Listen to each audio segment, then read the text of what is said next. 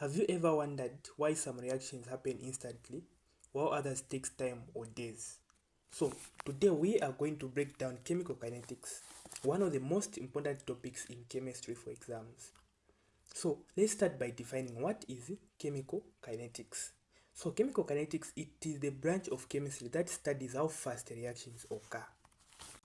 The important thing you should know about kinetics is not about how much product is formed. That's chemical equilibrium. Kinetics is all about what? Speed. For example, explosions occur very fast. They are fast reactions, very fast reactions. But reactions like rusting, they they are very slow reactions. Let's talk about expressions of reaction rates. So the rate of reaction is the change in concentration per unit time. So we can represent this mathematically. Rate is equal to or change in concentration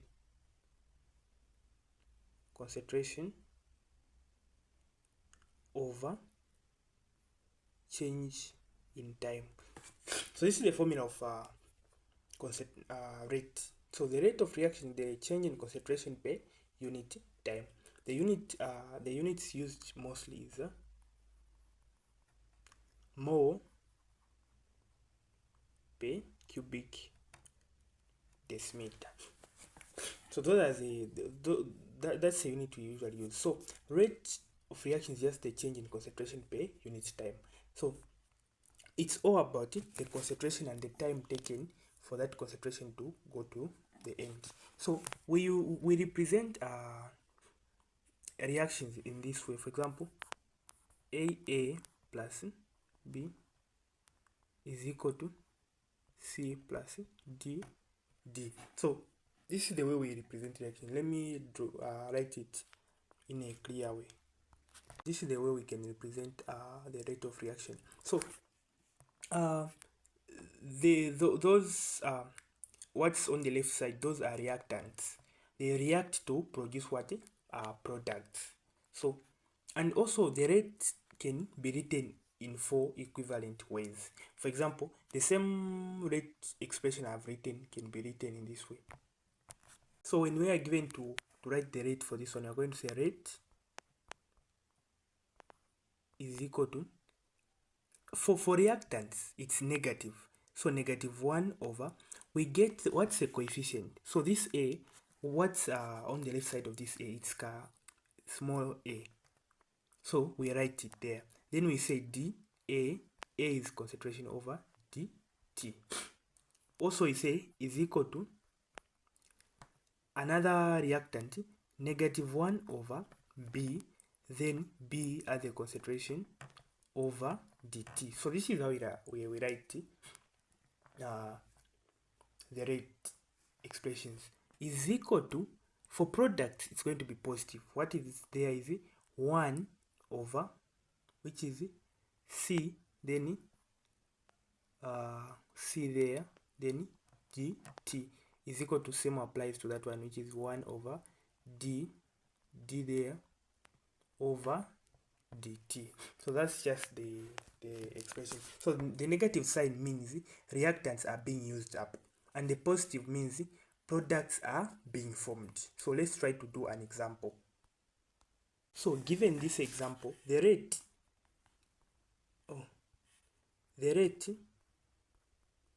is going to be, so as we said, negative for reactant, negative 1 over, what's the coefficient there? It's 2. Then we say d n over n2. Just a minute. So it's going to be negative 1 over 2 dn or 2. This one is going to be equal to, there is no other reactant apart from this one, so that's a product, so it's going to be 1 over 2 then d no over dt. Same applies to that one. That one there is no reactant coefficient, so it's just going to be d o2 over dt.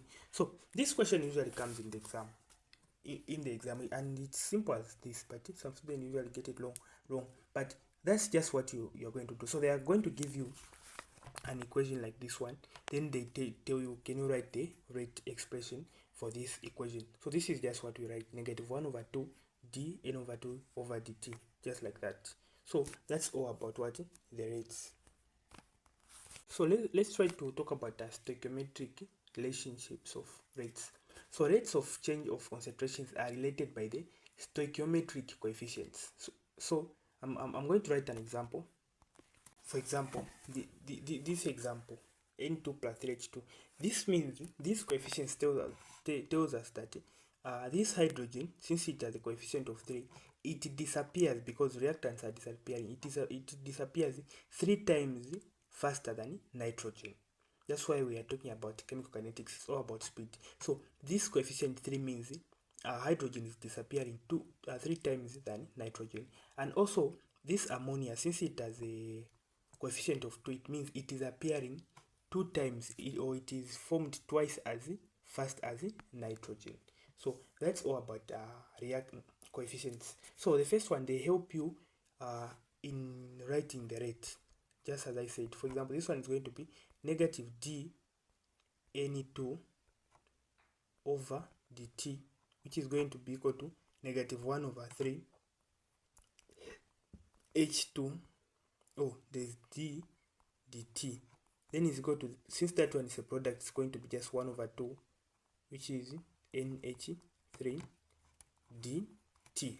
Yeah, so that's what the coefficients help us. So that's all about stoichiometric relationships of what, of rates. So let's talk about rate law and the reaction. So in rates, again, this formula we are going to be using, which is like this: rate is equal to k a power m, then you also are going to have b power n. So this is the formula you are going to be using for rate law. So what's there is rate is just the rate, then k, this means the rate constant, m and n are what, are reaction orders, and we'll talk about reaction orders in the next from now we'll talk about reaction order. Just keep in mind this formula. So important example point is reaction orders are not taken from the balanced equation but from the experiments. So for example, in the previous examples we were taking coefficients from the balanced equation, but these reaction orders, they are taken from the experiment. So let's go to the orders of reaction, then we'll come back to this equation. How do we apply it? In orders of reaction, there are somehow 3 orders of reaction, but there are others, but we'll talk about 3 because they are the most which usually comes in the exam. So the first one is zero order reaction. So a zero order reaction, this is where rate is independent of what, of concentration, and the formula we are going to use, the reaction rate formula we are going to use in zero order reaction, the reaction rate is equal to negative, so the change in concentration of A over the time is equal to k. So this is the formula we're going to be using, where k is the constant. So this formula can also be in integrated form. We'll talk about integrated form. It will be like this. So in the exam, this is the formula we're going to be using: a t is equal to negative kt plus a. So this is the integrated form. So when you're talking about zero order reaction, this is the formula we're going to be using: a of t, whereby a means concentration after some time t, and k is just the rate constant, and the units for k in zero order, AC inverse. So that's the unit. So but the formula, the main formula we're going to be using is this, which is coming from this. So this is the formula in zero order reaction. Let's go to first order reaction. In first order reaction, rate is proportional to concentration. So for first order reaction, the equation we are going to be using is, so it's somehow similar for zero order, but it's just that where there is A, we are going to put in A of t is equal to negative kt. It doesn't change, just like in zero order, plus, even there it will change. Instead of A initial concentration, it will be in A concentration in initial concentration, so it's in A initial. So that's just a change. When we are talking about zero order, this in is not available, but for first order they will introduce the in, which even leads us to the second order. In second order, rate proportional to square of concentration. For here it's a square of concentration, so the formula we're going to be using in second order, it's 1 over, instead of in we are just putting my inverses, so it will be 1 over A of t is equal to, this one doesn't change but it's going to be positive, plus 1 over A initial. I'm sure you can see the difference. In zero order there was no in first order we introduced the in, but in second order instead of in we are just putting my inverse, which will be 1 over final concentration is equal to KT plus 1 over A initial. So in zero order it's positive. So we are going to end here today. So in the next video we'll talk about method of initial rates, and in another video also we will talk about the integrated form. Yeah, so but for this one we'll end here. Thank you for watching.